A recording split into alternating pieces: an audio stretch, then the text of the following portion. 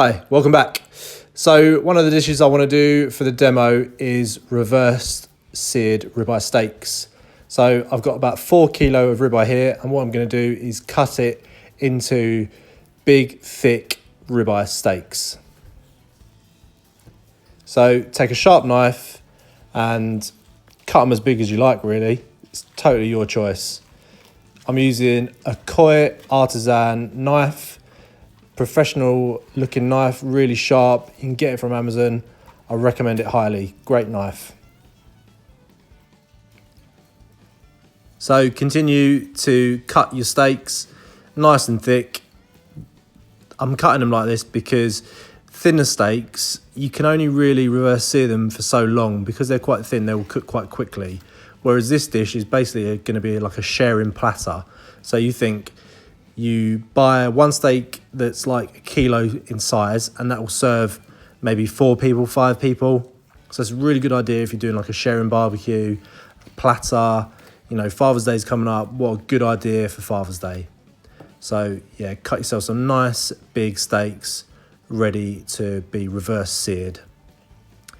Reverse seared is basically like the fancy way of saying we're going to cook it at a low temperature until it's nearly at the desired temperature, and then we're going to chuck it on the hot coals. So there we have it, our finished steaks ready to be seasoned. So I'm going to season them in some of my Cowboy coffee rub. This is a new rub, I'm really proud of it.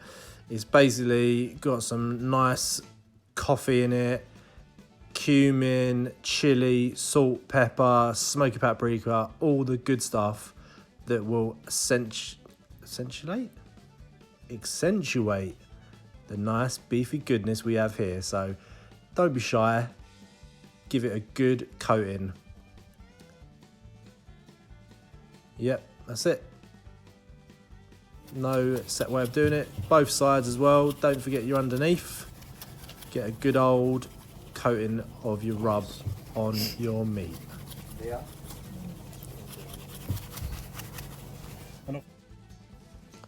So we want to get these onto the Kamado Joe Classic II. I've got this set at about 140 degrees, which should provide a nice gentle smoke to the meat before we sear it on the cast iron grate.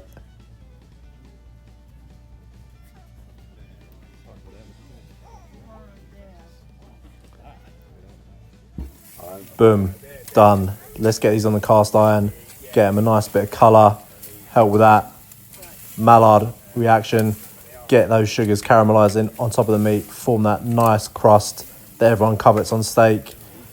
Don't be afraid to move your steaks around. You want to get a nice crust all around the meat. So don't be shy, move them around, crisp up that fat. It's going to taste good when it's done, trust me.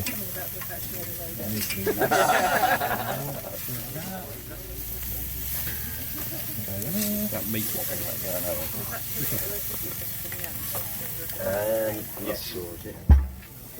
So just checking the temp of the steaks now. I want to get them to about 55 degrees, which is a nice medium, especially for a ribeye. You don't want to go too over on a ribeye because it's quite dependent on the fat. You don't want it to dry out. So yeah, get these to about 55. We'll take them off, let them rest for a bit, and then we'll slice them up, ready to be hit with a little bit of mango pico de gallo, which is a gorgeous little side dish that goes with fatty meat. Get a little bit of flavour in the meat, and then we just finish them off on cast cold to hot. The other way round, you might struggle a bit, but go. The sign of a good steak, people queuing up, waiting for it to be carved. So yeah, we let these rest for a couple of minutes. I'm going to slice them nice and thin using my Koi artisan chef's knife, and then on top, mango pico de gallo, really simple side dish, tomato, red onion, mango obviously, cilantro, lime juice, smoked salt, let it sit overnight, gorgeous.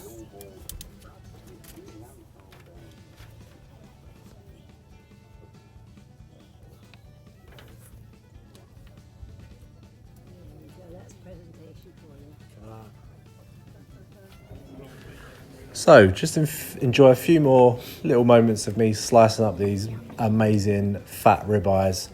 As I said, perfect dish if you don't know what to do at a barbecue, you don't want to do your standard sort of sausage, burgers, chicken, invest in some big fat ribeyes. You know, it's pretty cost effective, especially if you buy in bulk, and it goes around more people than you'd expect. So yeah, enjoy.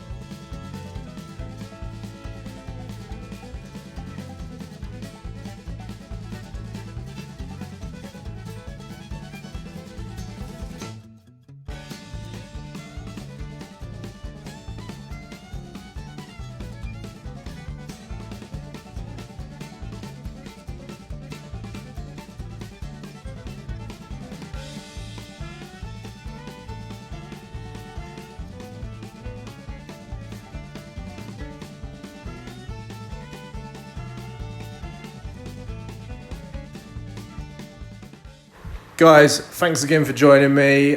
Hope to do plenty more of these videos, demos. Let me know what you want to see and I'll oblige. Be good, y'all.